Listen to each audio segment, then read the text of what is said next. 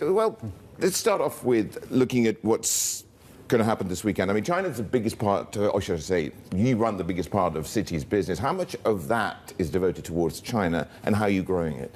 Well, I think we think about China as sort of China writ large. So obviously Hong Kong itself is almost a quarter of our revenues for Asia, and many companies operate onshore and offshore. And it's a very material part of the business. But we also have bigger ambitions onshore as well. I think it's on the tapes that we're applying for whole ownership of a securities license as well as a future entity. So we are very much thinking about China as both a domestic market and an international market.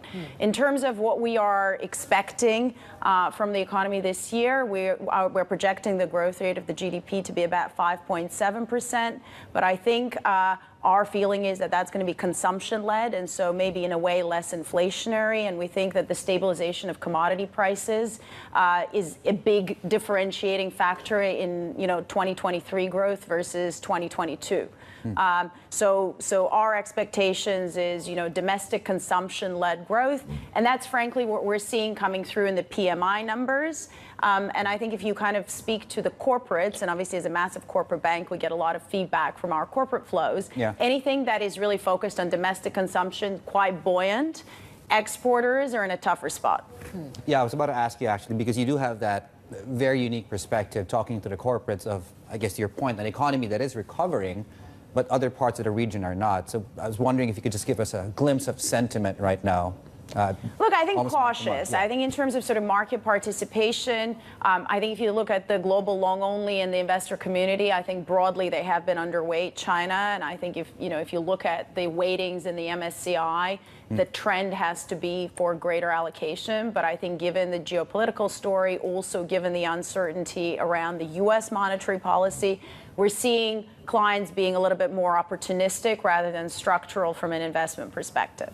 I think what we're hoping to see out of the MPC is further liberalization of markets. We've seen new derivative legislation introduced last year. We want to see broader development of financial futures. We want to see further loosening of listing requirements onshore and also in Hong Kong. We want to see expansion of the Connect programs. That's what investors will be looking toward to feel a little bit better from a structural perspective to re-engage in these markets. Do you think we're going to get the large institutional money come back into this market? They de-risked so much last year out of China for so many years. Yeah. Look, I think in a way the institutional market has been become very index driven. And so I think if you look at the sort of MSCI emerging markets and global markets indices, it's hard to find an alternative that is as deep and liquid as these markets, right? The sort of the H-share markets, the A-share markets.